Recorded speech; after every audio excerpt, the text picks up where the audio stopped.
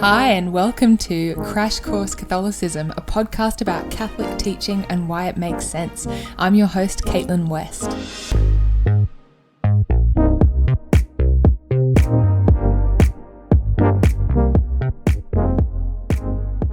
Hello and welcome to this episode on the Sacrament of Marriage. Now, I am not going to lie, this has been one of the harder episodes that I've had to prepare, mainly because this topic today, it can feel so emotionally fraught and so controversial, right? There are so many things that clash with what our current culture believes, and it's so easy to start just going down rabbit holes trying to explain things, and then the whole episode blows out and it ends up going for 4 hours, and I didn't want to do that. So I've tried to find a balance in this episode of addressing all of the key points in the Catechism without necessarily being able to exhaustively cover every topic or every question. One thing that really helped as I was preparing this episode that I just kept coming back to was this quote from Pope Francis. And it's such a small quote, but I found it really helpful. He says, "The Christian proclamation on the family is good news indeed." I think that's just really important to remember going into this episode, that the church, the church's teaching on marriage can be difficult and challenging and even painful for some people. But ultimately, the church isn't getting around wagging her finger at people and being like, no, you're not allowed to get married. That's not what marriage is. Okay, ultimately, the church has good news to share about sex and marriage and the family, okay? It's good news. The church is calling us in marriage to something so wonderful and so good. So that's something that I want to kind of try to keep coming back to in this episode, the beauty of marriage. Okay, so let's start by reading the Catholic Church's definition of marriage. So this is point 1601 of the Catechism, and it's a quote from the Code of Canon Law. It reads, "The matrimonial covenant by which a man and a woman establish between themselves a partnership of the whole of life is, by its nature, ordered towards the good of the spouses and the procreation and education of offspring." So, in other words, marriage is between a man and a woman, it's for life, and it's ordered towards children. Now, some of you might hear that definition and be like, well, Caitlin, so much for good news. That definition doesn't include me, or it doesn't include my friend or someone I care about. And it might sound really restrictive or old-fashioned or even cruel or unfair. And it makes sense that that might be our sort of knee-jerk reaction to that definition, because the standard definition of marriage today in our kind of contemporary, particularly Western secular world, is completely different to the Catholic Church's definition. So if you ask someone today how they would define marriage, they might say something along the lines of, marriage is when two people love each other and they want to publicly declare that love for each other and to commit themselves to each other in a ceremony. And that's a pretty sort of standard definition of marriage in many places around the world today. It's not about a man and a woman. It's not for life. It's not necessarily about babies. It's just about love and commitment between two people. And not necessarily a lifelong commitment either. I mean, that would be great if it happens, but it doesn't necessarily have to last for your whole life. Okay, now, if marriage is just about love and commitment, then it makes total sense that the Catholic Church's definition might seem unfair. Because let's think about it. Any two people in the world can love each other, and any two people can make a commitment to each other. So why would we exclude anyone from that? And it's easy to start thinking, maybe 100 years ago, or even 60 years ago, the Church's definition of marriage was accepted by most people. But times have changed. We have expanded the definition of marriage to include other kinds of relationships. So why is the Church insisting on imposing this kind of archaic, restrictive definition of marriage on the world? Well, the problem here is that we are assuming that marriage is something that we actually can redefine. That it's just a purely man-made construct, and as such, it can be whatever we want it to be. Now, this assumption arises out of what we call nominalism. So nominalism, I think we might have touched on it before. It's a belief that things are what we call them. So words shape material reality. So I have a word like marriage or love or family, and then I get to decide how reality conforms to that word and not the other way around. It's kind of like if I had an empty house and then I get to decide who's going to live in it. Problem is that that's not how reality works. The labels that we use don't determine what things are. They can only describe what they are. And they can describe them correctly or incorrectly, but ultimately things remain what they are, regardless of what words we're using. It's like Juliet's timeless zinger, a rose by any other name would smell as sweet, right? So for example, like right now, I have a mug of tea and a laptop sitting in front of me. Now those are two different things. And even if I started to use the same word to describe both of them, like I started calling both of them a mug, that wouldn't suddenly make them the same thing. And imagine if you saw me like pouring boiling tea all over my laptop and then trying to like lick it off the keyboard and being like, but it's a mug now. Okay, you would think I was crazy. So labels don't decide reality, they simply describe reality. So when the Catholic Church uses this word marriage, she's not just like randomly deciding that this is what we think marriage is. She's simply describing an existing reality, right? A specific kind of relationship that exists in the world. And it's a relationship that will continue to exist regardless of what anyone says about it. And it's also a relationship that is fundamentally different to other kinds of human relationships. And even if we start to use the same word to describe those multiple kinds of relationships, they remain fundamentally different things. Okay, so what is this specific, unique kind of relationship that the Church is referring to when she uses the word marriage? Well, obviously, there are many kinds of loving human relationships in the world, right? In fact, love is a fundamental aspect of all positive human relationships.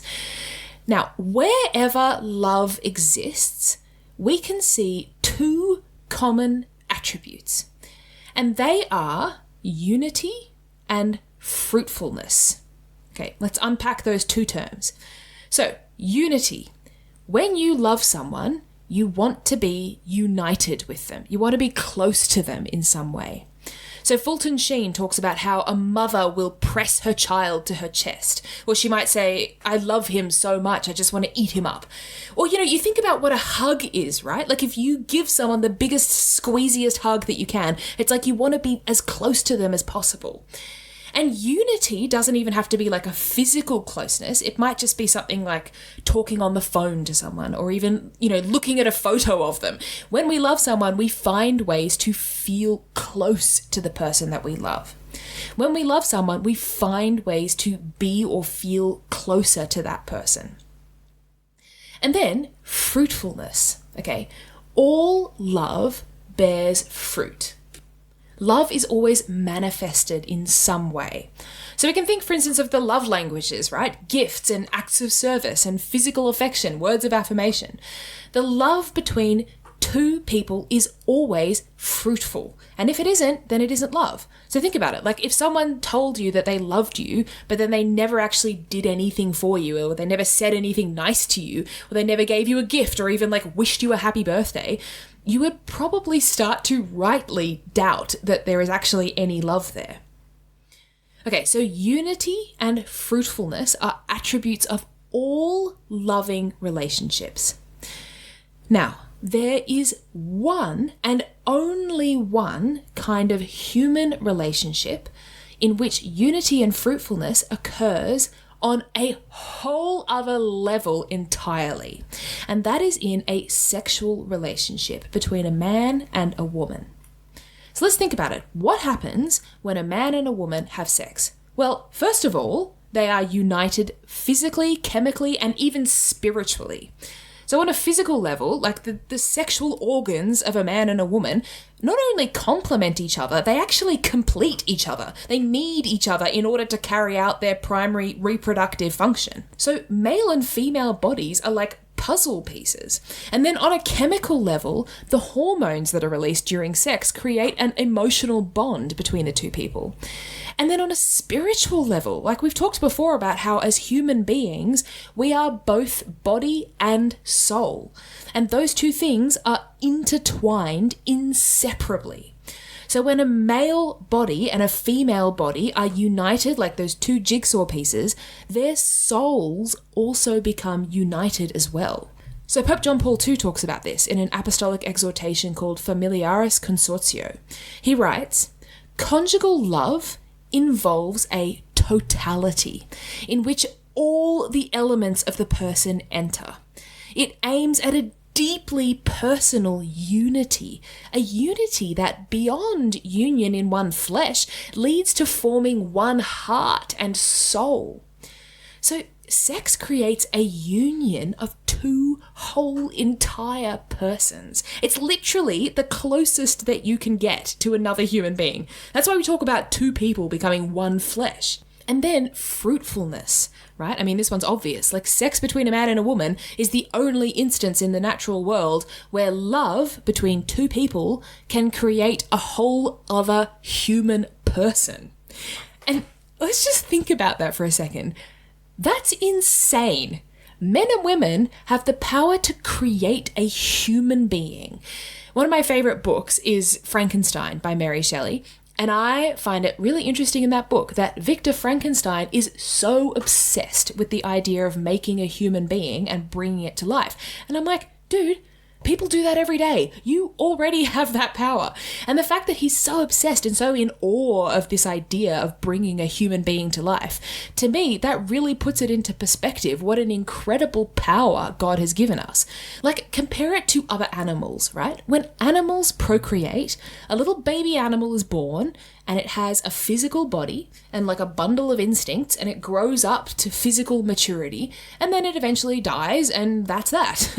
But human beings, as we've discussed in past episodes, we have a spiritual, rational, eternal soul that will never die, and that can reason and make decisions and know and love God for all eternity. That is incredible. My mum sometimes talks about how when we were little kids, she would sometimes watch us running around and talking and playing and interacting. And she'd just look at my dad and be like, "We made them."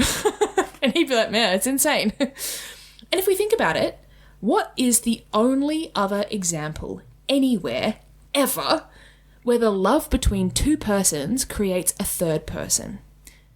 The Trinity, right? God himself. God has given us a power that only he has. Like, not even the angels can do what we do. The human family is literally the most tangible echo of the life of the Trinity on earth.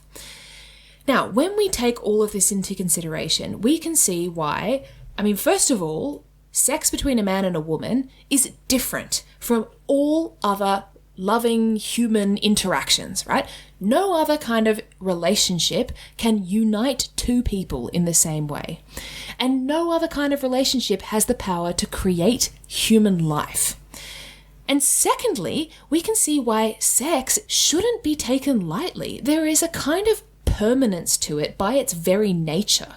Like, if I crack an egg into a bowl of flour and then I mix those two ingredients together and they become one thing, I can't just then extract the egg and use it for something else, right? They are permanently one thing. So both Christopher West and Jason Evett talk a lot about how when you give yourself to someone else in the sexual act, you're making a promise with your body. You are saying, I unite myself completely and permanently to you. And if you do that, and then later on you try to sort of rip yourself away from that person that you've bonded yourself to and then give yourself to someone else, that does real damage to us, even if we can't sort of sensibly feel it. It makes me think of Mr. Rochester in Jane Eyre when he's talking about that connection that he feels with Jane. And he says it's like there's this string between them tying their two hearts together. And if she were to leave him, then that cord of communion would snap and he would take to bleeding inwardly. And that's just him talking about an emotional connection. Like, that's without even the added element of a sexual union on top of it. So aside from unity, sex also brings with it the potential for a lifelong commitment to raising children. And Scott Hahn talks about the importance of this. He says how the family is the first society children are aware of and part of. This is the first community in which children are raised and will prepare them for participation in all the larger communities that they will inhabit for the rest of their lives. So in other words, parents are responsible not just for physically raising their children, making sure that they're like alive and well fed, they're also responsible for their psychological, mental, spiritual, and moral development. So in the sexual act, a man and a woman implicitly sign up to the possibility that they may become responsible for a human life that has a rational soul that will live forever. That is no small responsibility. It's huge. So, taking all of this into account, it makes sense that the Catechism talks about how the sexual act needs to occur within the context of what it calls a marriage covenant. In other words, the man and the woman need to have freely made a public, verbal, lifelong commitment to each other before they then physically express and affirm that commitment in the sexual act. In point 1627, the Catechism says there has to be a human act by which the partners mutually give themselves to each other. I take you to be my wife. I take you to be my husband. So this is what marriage is, and we can return here to our original definition from the beginning of the episode. Marriage is when a man and a woman freely establish between themselves a partnership of the whole of life that is ordered towards the procreation and education of offspring. This unique kind of human relationship involves permanence, total unity, and openness to life. Now, we might hear all of this and sort of think, well, okay, maybe technically you're right, this is a unique kind of relationship, but there are a lot of other kinds of loving human relationships that look pretty similar to this one, even if they're not exactly the same, right? Like a union between two people who have been validly married before, or a union between two people of the same sex, or people who just don't want to have kids, but they're committed to each other for life. And all these relationships, I mean, we've got like 2 out of 3, right? Like, are they so different that we can't also call them marriage? Well, the church would say, yes, they are that different. And without getting into the kind of mire of discussing the morality of each of those other kinds of relationships, for now, it's enough to say that they are different in a way that really matters. Because marriage isn't just one relationship among many, okay? It has its own specific, elevated, and incredible purpose in God's plan for humanity. Okay, so to explain what I mean, let's return to some of the ideas that we've been mapping out throughout this whole podcast series. God the Son, Jesus Christ, became a human being and offered up his own body in death on the cross out of love for us. And then we, in return, when we accept those graces from God in baptism and we offer our whole selves back to him, we become united with him and we become part of the one body of Christ. And then the fruit of this union is the gift of everlasting life. So, here we can see this same dynamic of the lover and the beloved and this total fruitful union between them. The entire mystery of salvation is a nuptial mystery. It is, in the words of Peter Kreeft, a marriage-like covenant. Peter Kreeft writes that the ultimate aim of God's whole plan for creation and redemption, of the whole Christian religion, of our whole lives, is a spiritual marriage with God. So, as humans, we are all made to experience total union with God in heaven. The Vatican II document Sacrosanctum Concilium says that Christians should be drawn day by day into ever more perfect union with God and with each other, so that finally God may be all in all. So this idea has been with us since the dawn of Christianity, that the meaning of our lives, the ultimate aim of all humanity and the fulfillment of the whole of salvation history is a kind of heavenly marriage. And as we've already said, human marriage is the only thing on this earth that mirrors that kind of union. That's why the Catechism refers to the family as the domestic church. It's like a microcosm of the church itself and then our ultimate destiny in heaven. And not only does marriage and the family mirror that union between all of us and God forever in heaven, it also points us toward and prepares us for that union. And this is particularly true of marriage in the new covenant, right? Following the death and resurrection of Christ. The Catechism in point 1601 talks about how marriage between baptized persons has been raised by Christ the Lord to the dignity of a sacrament.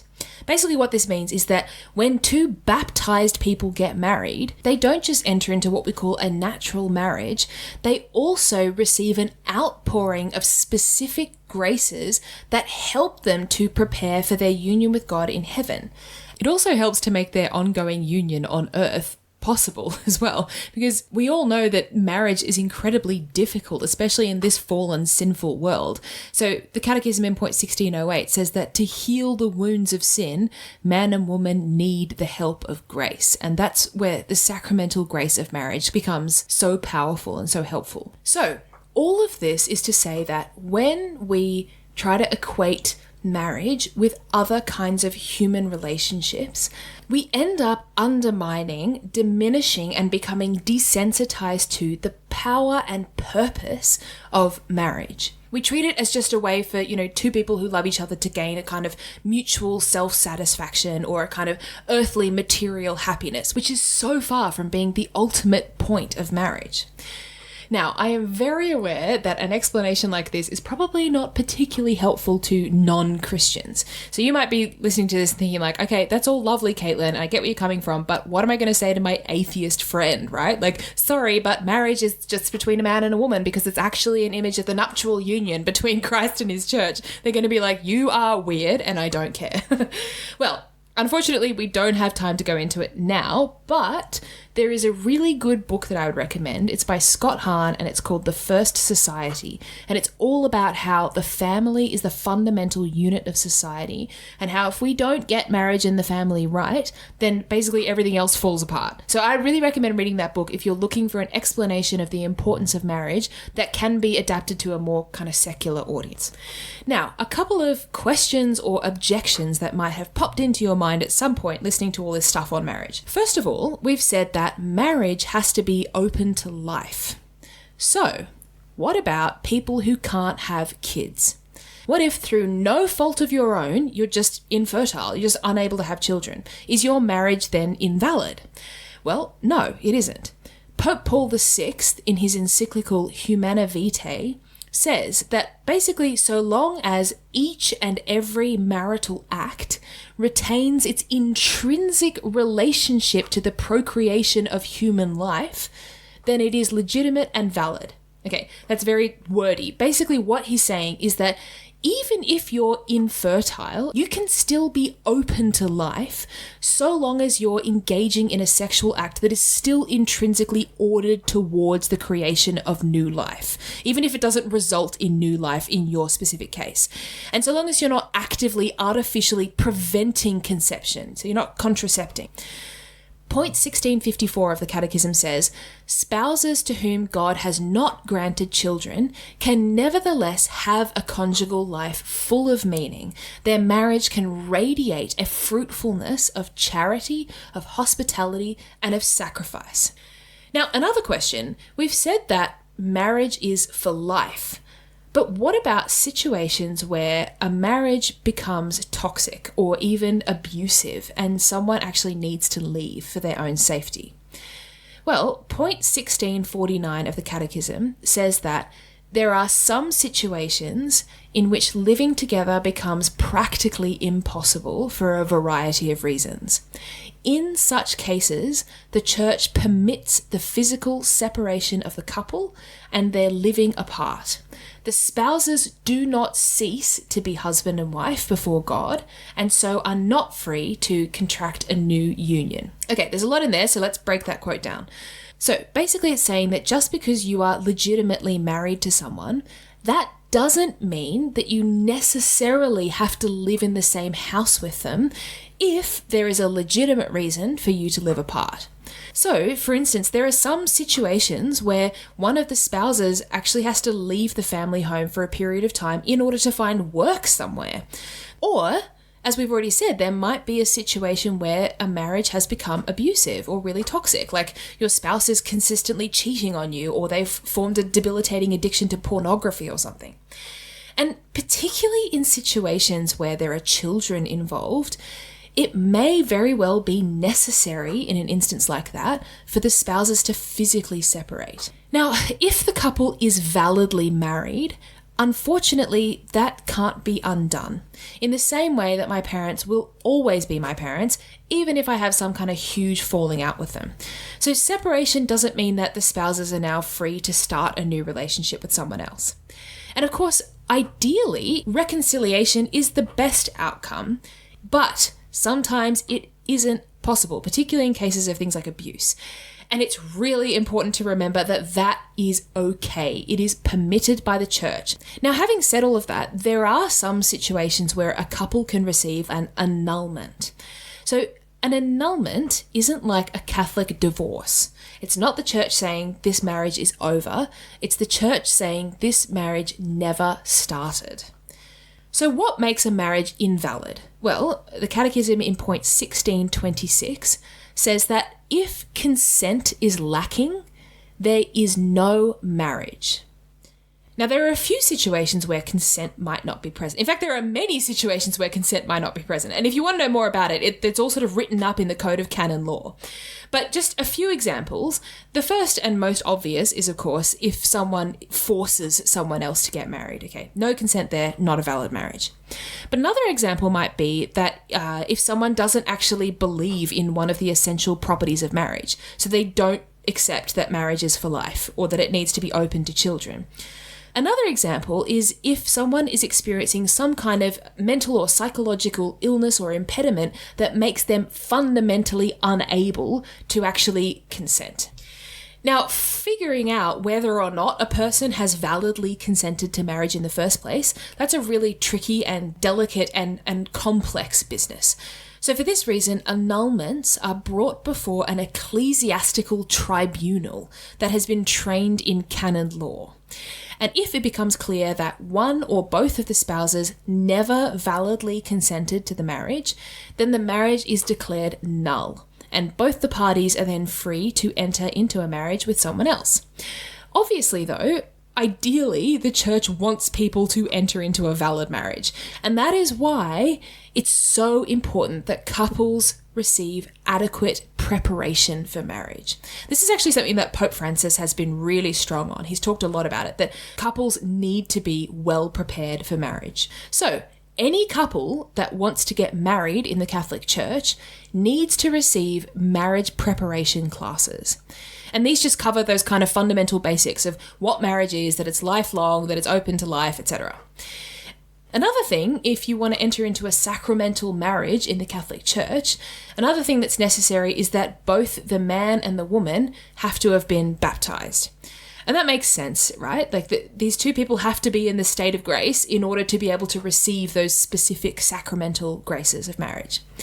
Now, that doesn't mean that a Catholic can't marry a non-Catholic or even non-baptized person. They totally can, but they need to get the permission of the bishop first if they want to get married in the Catholic Church.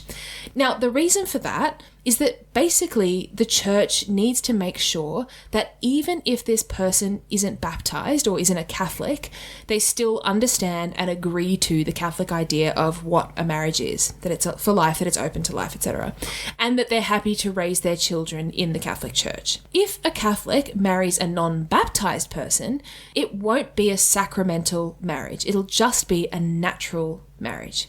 But if the non-baptized person ever gets baptized, then both the husband and wife will immediately receive all of the graces of the sacrament of marriage as well. They don't need to do anything else to obtain those graces. That will immediately happen if the person is baptized. So we can think of it like all of the graces are there just waiting. It's just that there's a blockage. And once that blockage is removed, then they sort of get flooded into the marriage. Okay, now, just before we wrap up, let's talk a little bit about how the sacrament of marriage is celebrated. So the kind of practical details of how the sacrament works. Here's a fun fact. Guess who the minister of the sacrament of marriage is? Contrary to what we might assume, it's actually not the priest. So point 1623 of the Catechism says that the spouses, as ministers of Christ's grace, mutually confer upon each other the sacrament of matrimony by expressing their consent before the church. So it's actually the couple who administer the sacrament. They are the ministers. The priest or deacon is simply a witness. And then we come to the matter and form of the sacrament. So the matter of the sacrament is the mutual consent given by the couple, their promise to live together in a lifelong union as husband and wife. And then the form, the specific words spoken by the couple, that's their vows. So I take you to be my husband, or I take you to be my wife. Or sometimes it's in the form of an I do. Okay, I mean, with this topic, as I already said, there's just so much to cover, and it's inevitable that we've left some stuff out, but that's kind of an overview of the sacrament of marriage.